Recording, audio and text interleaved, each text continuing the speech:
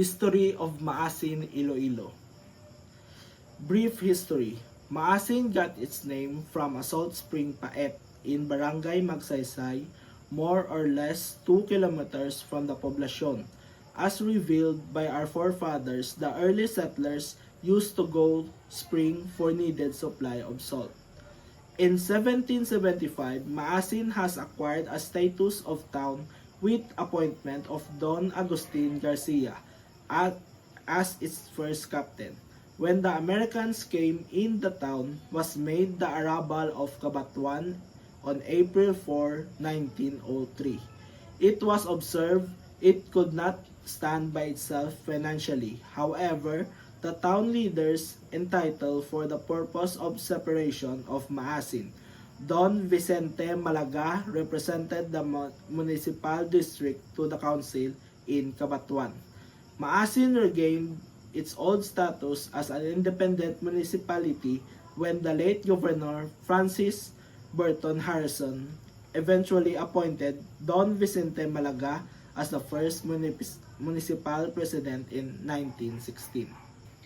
Significant people and local heroes. Don Vicente Malaga is the first municipal president of Maasin, Iloilo when the town regained its status as an independent municipality in 1916. He was appointed by the late Governor Francis Burton Harrison.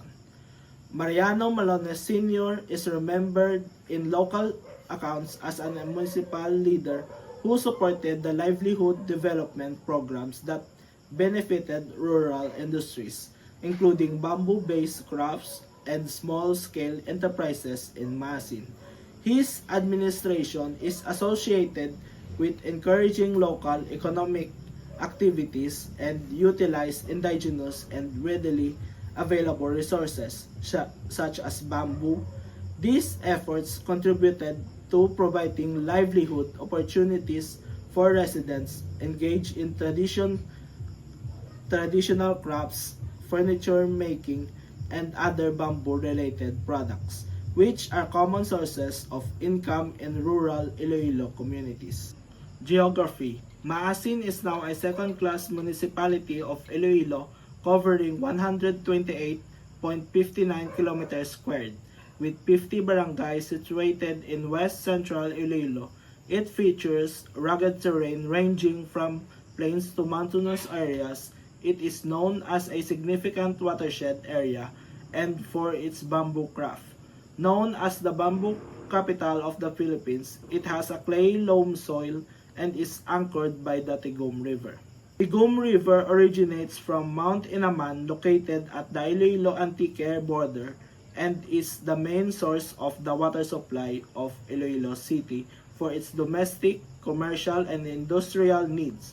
The dam at Barangay Daha, Maasin, Iloilo, and the pumping station at Barangay Ungka, Pavia, Iloilo, being maintained by Metro Iloilo Water District, are primarily parts of this river system. Location: bound by Haniway to the north, Cabatuan to the east, Alimujan to the south, and Antique Province Mountains to the west. Topography: the landscapes range from flat plains to hilly and heavily mountainous, particularly in the northern and western sections bordering Antique Province. Flora: bamboo, the dominant vegetation defining the landscapes and ecology. Fauna: striated heron are found near the local rivers and recognized as a part of a local bird with sightings recorded in various wetland habitats across the province. Population: 39,000.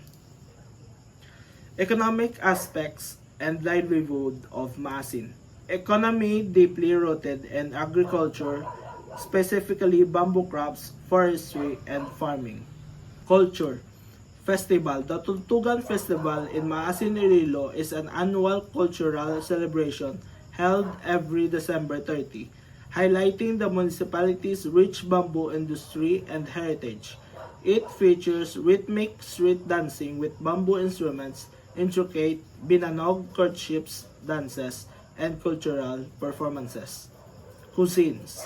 Tambo are a popular ingredient in local cuisines, often cooked with tigabang, pasayan, or with okra with gata. Language and dialects primarily uses Kinaraya as its local language, often referred to as Karaya. Unique customs and traditions. Tutugan Festival, the centerpiece of Maasin's cultural identity, held to showcase the versatility of bamboo, which utilized in costumes, props, and as a rhythmic instrument. The Tutugan Festival is a multi-awarded event known for its dynamic performances that celebrate the town's heritage. Well-known infrastructures. Metro Iloilo Water District Dam located in Barangay Daha, St. James the Greater Church, Hines Hill and the Sacred Heart Shrine. Historical sites. Paet Spring is a natural, unique water source located in Barangay Magsaysay that tastes salty. It is most notable for being the namesake of the town of Masin. Tourist attractions. Daha Dam, Ayagay Falls, and Mount Garang.